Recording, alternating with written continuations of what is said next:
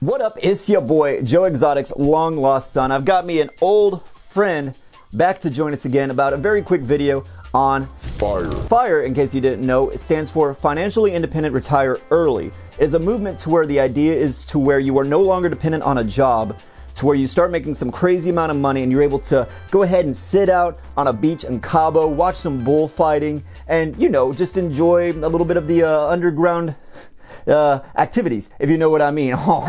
For those who are interested in the movement, there is actually a link to the subreddit down below, and it will tell you every single thing that you need to know about the movement. But for now, let's go ahead and just go into the basics real quick. Focusing on the FI, that is in FIRE, Financially Independent, you need to do three big things. You need to reduce your expenses, you need to increase your income, and you need to start investing. This is necessary, that way you're able to break away from the computer analyzing these ancient scripts from the Norwegian-Korean War. Focusing on reducing expenses first, the idea is that you want to live as minimally as possible. Not to the point where you're starving yourself out and you're only eating ramen noodles and cat food every single day, all day, every day. But the idea is to where you cut down your expenses. You cut down on car bills, you downsize a car if you need to. You cut down on food expenses, not eating out every single day, but maybe once a week, maybe even once a month if you start reaching the true financial zen. I can't do the blood sign, but imagine white boy here doing the blood sign. Yeah, that's it. And the key thing is that you want to get housing expenses down to 30% of your income. Going into that, having a larger amount of income definitely helps a lot. It's a lot easier to retire early whenever you're at a Fortune 5 million company balancing the checkbooks of a Czechoslovakian warlord, whereas working for a 20 to 25 hour shift at McArby's, and you kind of have to walk into the manager's office and be like, look, Robert, can I call you Robert? Okay, I'm sorry, Mr. Stephanopoulos.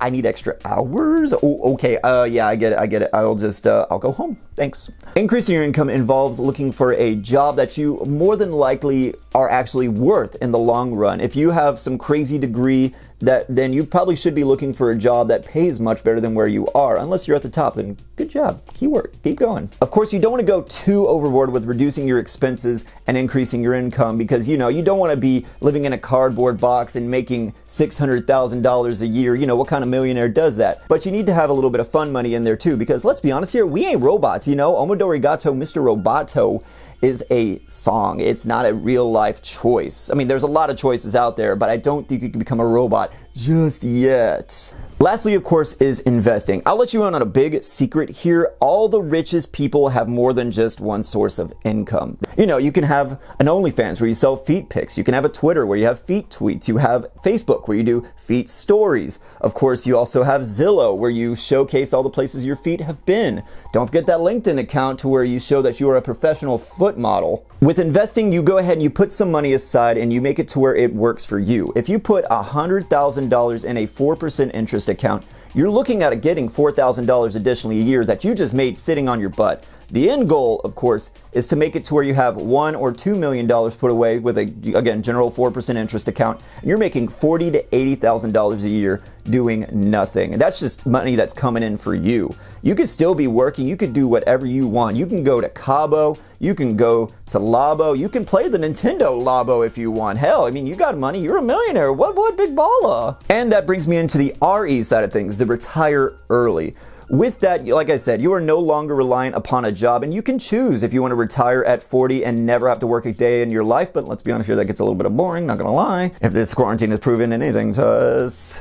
But by being retired and still able to work, you're able to work in whatever field that you want. If you want to be a teacher, go be a teacher. If you want to make statues of my feet, go for it. I mean, there's plenty of source material online. The general idea of all of this is the point to where you become financially responsible and also thoughtful about all of your actions. That way, whenever you're done, dog, you can party it up. You could be retired at 35 if you play your cards right, and you could be going anywhere, everywhere, doing whatever you want. That's within legal reason, of course. Unless, of course, you got that much money, then anything goes. The world is your oyster once you have enough money to be able to travel around and live wherever you want. Of course, you know, smaller countries definitely make it to where you can retire earlier. No, I did not bring this over here for that stupid prop line. I just saw it and I was like, oh, let's get cheesy for a moment. Hey, mind if I cheese a little bit? Oh my god, I love Gouda. It's so...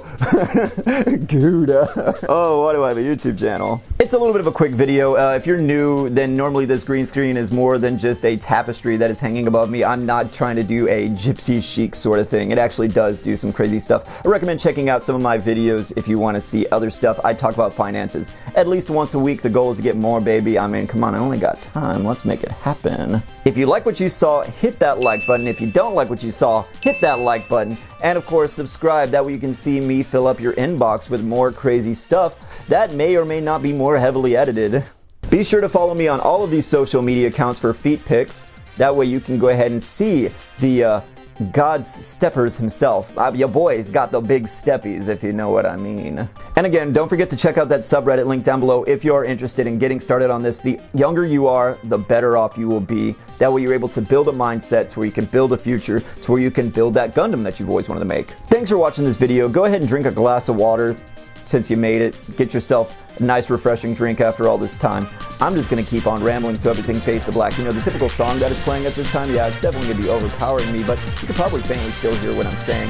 Anyways, don't you think that dogs should have rights? Honestly, I think they should have the ability to vote. Be it Republican or Democrat, obviously either side would very much oppose the influx of new voters. But, I mean, that's just me, you know, we can just keep talking about dog politics all day. Dog-alicks, if you will. It's kind of a weird language there, but it's whatever. I mean, honestly, how would you translate the typical stuff to bark? Like, you know, how would you go Joe Biden barking, and then Donald Trump would be boggle bonk? Yeah, that's exactly how